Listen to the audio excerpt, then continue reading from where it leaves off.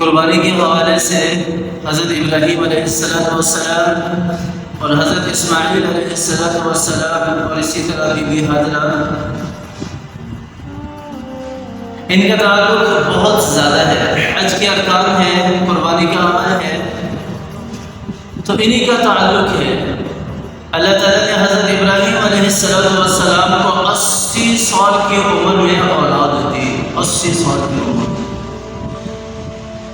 اس میں ہم اہل ایمان والوں کے لیے ایک بہت بڑی تعلیم بھی ہے، اور اللہ تعالیٰ یہ بھی بتانا چاہ رہے ہیں کہ کبھی بھی میری ذات سے مایوس مت ہونا، کبھی بھی میری ذات سے مایوس مت ہونا۔ اور جب حضرت ابراہیم علیہ السلام کو خوشخبری، فرشتے یہ خوشخبری سنا رہے تھے کہ آپ کو اللہ تعالیٰ اولاد سے نوازیں گے، تو ان کی اہلیہ جو ہے وہ کھڑی مسکرا رہی تھی، ہنس رہی تھی۔ جس طرح عورتوں کا کام ہوتا ہے نا گھروں میں، اگر کوئی نیا بندہ آ جائے یا ایسا کوئی آ جائے تو وہ دروازے کے پیچھے یا دیوار کے سائڈ پر ہو کر سنتے ہیں کہ ہو کیا رہا ہے، یا دیکھ لیں کہ کوئی اس طرح کی ٹو میں لگے رہتے ہیں۔ تو اسی طرح حضرت ابراہیم علیہ السلام کی اہلیہ جو ہے وہ سن رہی تھی، تو فرشتے کہہ کیا رہے ہیں، تو وہ مسکرائی اور کہنے لگی کہ جب میں 5 ہو گئی اس وقت مجھے اولاد ہوگی، اس وقت مجھے اولاد ہوگی۔ لیکن اللہ کا فیصلہ اٹل تھا، اللہ نے اولاد سے نوازنا تھا، اللہ تعالیٰ نے اولاد دینی تھی، تو اللہ تعالیٰ نے اولاد دی۔ 80 سال کی عمر میں حضرت ابراہیم علیہ السلام کو اللہ تعالیٰ نے اولاد دی، اور اولاد بھی کون سی؟ حضرت اسماعیل علیہ السلام، جس کا لقب کیا ہے؟ صفی اللہ، ذبیح اللہ، ذبیح اللہ، اسماعیل ذبیح اللہ، اللہ تعالیٰ کے راستے میں ذبح ہونے والا، اللہ تعالیٰ کے راستے میں ذبح ہونے والا۔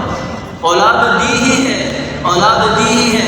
جب دیکھا کہ حضرت ابراہیم علیہ السلام کے دل میں اولاد کی محبت پیدا ہو رہی ہے، یہ تو تبعاً ہے، تبعاً ہے، تبعاً ہے۔ آپ صلی اللہ علیہ وسلم کے بیٹے جب ابراہیم کا انتقال ہوا تو آپ صلی اللہ علیہ وسلم کی آنکھوں سے بھی آنسو جاری ہو گئے۔ یہ غلط ہے جو کہتے ہیں کہ بالکل بھی رونا نہیں چاہیے۔ ہاں، صدمہ الگ چیز ہے، نوحہ اور قابلہ ایک الگ چیز ہے۔ اپنے آپ کو پیٹنا، کسی کے مرنے پر اور شور و غل سے رونا، یہ غلط ہے، اسلام اس چیز کی اجازت نہیں دیتا۔ ہاں، صدمہ ضرور ہے، صدمہ ضرور ہے۔ آپ صلی اللہ علیہ وسلم نے تو عام الحزن، حضرت آپ صلی اللہ علیہ وسلم کے چچا جب انتقال کر گئے، حضرت خدیجہ الکبریٰ کے ساتھ انتقال کر گئی، حضرت حمزہ رضی اللہ تعالیٰ عنہ انتقال کر گئے، شہید ہو گئے، تو آپ صلی اللہ علیہ وسلم نے اس سال کو عام الحزن کا نام دے دیا، پورے سال کو عام الحزن کا نام دے دیا کہ یہ غم کا سال ہے، یہ غم کا سال ہے۔ صدمہ ہوتا ہے، صدمہ ہونا بھی چاہیے۔ تو جب حضرت ابراہیم علیہ السلام کے دل کے اندر اولاد کی محبت پیدا ہوئی، تو اللہ تعالیٰ نے حکم دیا کہ اے میرے بندے، جاؤ اپنے بچوں کو ایسی جگہ پر چھوڑ کر آؤ جہاں نہ کھانے کے لیے کچھ ہو، نہ پینے کے لیے کچھ ہو، دور دراز تک کوئی چیز نظر نہ آئے، ایسی جگہ پر اپنے بچوں کو چھوڑ کر آ جاؤ۔ تو حضرت ابراہیم علیہ السلام اپنی فیملی کو لے کر چلتے ہیں، اپنے چھوٹے سے بچے، شیر خوار بچہ ہے، دودھ پیتا بچہ ہے، کون اپنے آپ سے اپنی اولاد کو جدا کرتا ہے؟ کوئی نہیں کرتا، کوئی نہیں کرتا۔ اور کسی کے اندر اتنی قربانی ہے بھی نہیں، اتنی قربانی کوئی دے بھی نہیں سکتا۔ حضرت ابراہیم علیہ السلام کا حکم ہوا، لے جاؤ اپنی فیملی کو ایسی جگہ پر چھوڑو جہاں نہ کھانے کے لیے کچھ ہو اور نہ پینے کے لیے کچھ ہو۔ تو حضرت ابراہیم علیہ السلام لے کر چلتے ہیں، چلتے مکہ کی وادی میں پہنچتے ہیں، دیکھتے ہیں کہ پہاڑ ہی پہاڑ ہے، نہ کوئی درخت ہے، نہ پینے کے لیے کوئی پانی ہے، نہ کھانے کے لیے کوئی چیز ہے۔ حضرت ابراہیم علیہ السلام اس جگہ پر اپنی فیملی کو چھوڑ کر جانے لگتے ہیں۔ اہلیہ آواز دیتی ہے کہ اللہ کے بندے، ہمیں کہاں چھوڑ کر جا رہا ہے؟ یہاں تو نہ کھانے کے لیے کچھ ہے اور نہ پینے کے لیے کچھ ہے۔ تو حضرت ابراہیم علیہ السلام صرف ایک ہی لفظ کہتے ہیں، اللہ کا یہ حکم ہے، اللہ کا یہ حکم ہے۔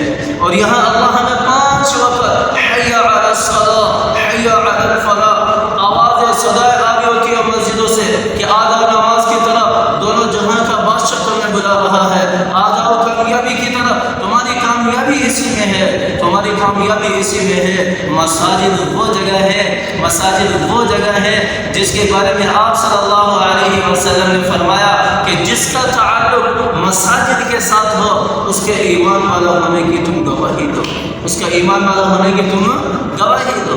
اور پھر ایک اور حدیث میں آپ صلی اللہ علیہ وسلم نے ارشاد فرمایا کہ مومن کی تو نشانی ہی یہی ہے کہ اس کا دل ہمیشہ مسجد سے جڑا رہتا ہے، اس کا دل ہمیشہ مسجد کے ساتھ جڑا رہتا ہے۔ یہ ایمان والوں کی نشانی ہے، یہ ایمان والوں کی نشانی ہے۔ وہاں حضرت ابراہیم علیہ السلام نے اپنی اہلیہ کو ایک مرتبہ صرف کہا، ایک مرتبہ اللہ کا یہ حکم ہے، اور وہ عورتیں بھی پھر عورتیں تھیں، نبی کی اہلیہ تھی، عورتیں بھی پھر عورتیں تھیں، کہنے لگی اگر اللہ کا یہ حکم ہے تو ہم اللہ کے حکم پر راضی ہیں، اگر اللہ کا یہ حکم ہے تو ہم اللہ کے حکم پر راضی ہیں، اور چھوڑ کر وہاں چلے گئے، چھوڑ کر وہاں چلے گئے۔ تھوڑا وقت گزرا، حضرت اسماعیل علیہ السلام گود میں ہے، بلبلائے، رونے لگے۔ ماں کی ممتا ہے، کب تک انتظار کرتی؟ ماں کی ممتا ہے، اللہ تو اس ماں سے بھی 70 گنا زیادہ پیار کرنے والے ہیں اپنے بندوں سے۔ ادھر ماں کی ممتا کو دیکھو، ادھر ماں کی ممتا کو دیکھو، ماں کی ممتا ہے۔ بچہ رونے لگا، حضرت اسماعیل علیہ السلام رونے لگے۔ اب ماں بھاگتی ہے نا، ماں بھاگتی ہے صفا سے مروہ تک، مروہ سے صفا تک، وہاں تک بھاگ کر جاتی ہے، اور پھر بچے کو خیال آتا ہے، واپسی دوڑ کر بچے کے پاس آتی ہے، پھر دیکھتی ہے بچہ پیاس سے بلبلا رہا ہے، پھر بھاگتی ہے، پھر واپسی آتی ہے، پھر بھاگتی ہے، 7 چکر اس وقت اس پہاڑی زمین کے اوپر بی بی حاجرہ نے لگائے، اور 7 چکر آج کا اگر حاجی اس طرف دوڑ کر لگا لے، مشکل سے لگائے گا، نہیں لگا سکتا۔ حالانکہ آج کل تو وہ پتھریلی زمین بھی نہیں ہے جو بی بی حاجرہ نے اتنے چکر لگائے، اور واپسی حضرت اسماعیل علیہ السلام کے پاس لوگ دوڑ کر آتے تھے۔ اور اللہ تعالیٰ کو یہ عمل اتنا محبوب، اتنا پسند آیا، کیا کر دیا؟ حج اور عمرے کا رکن بنا دیا، حج اور عمرے کا رکن بنا دیا، مناسک بنا دیے، حج اور عمرے کے مناسک بنا دیے۔ رہتی دنیا تک یہ عمل دہراتا جایا رہے گا، رہتی دنیا تک مسلمان جو بھی عمرہ اور حج کرنے کے لیے جائے گا صفا مروہ کی سعی کرتا رہے گا، وہ صفا مروہ کی سعی کرتا رہے گا۔ جب دیکھا کہ پانی کا بندوبست نہیں ہو رہا تو اللہ تعالیٰ نے زمین سے چشمہ نکالا۔ زمین سے چشمہ کیسے نکلا؟ اس کی بہت ساری روایات ہیں۔ کچھ کہتے ہیں کہ حضرت اسماعیل علیہ السلام کے پاؤں کی زمین پر لگے تو پانی چشمہ پھوٹ گیا، اور کچھ کہتے ہیں کہ حضرت حاجرہ جو ہے انہوں نے ایڈیا رکھ لی یا کچھ مارا جس کی وجہ سے چشمہ پھوٹا۔ لیکن جیسے بھی بہرحال یہ اللہ کی قدرت کا نظارہ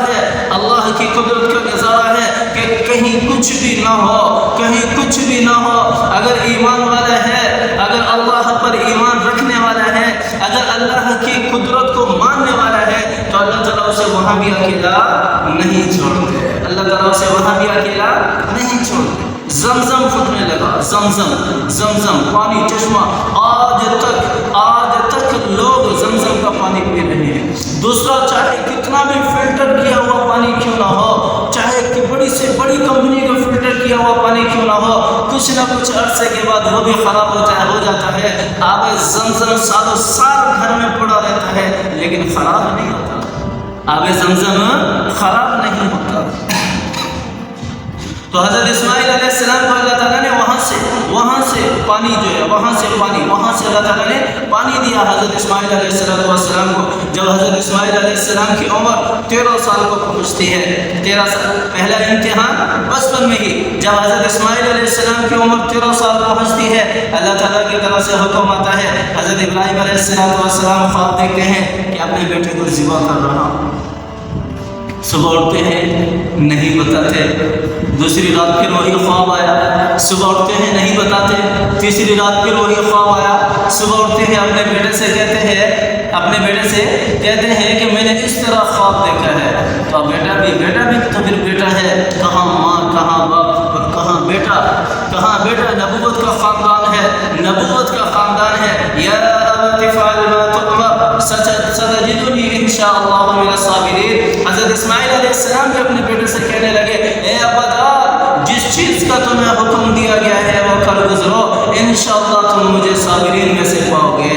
آج کی اولاد کو اگر کہہ دو کہ 100 روپے یا 1000 روپے یا 50,000 یا 5000 اپنے والد پر خرچ کر دو تو وہ بھی 100 مرتبہ سوچ کر جیب میں ہاتھ ڈالے گا، پھر نکالے گا اور پھر دے گا۔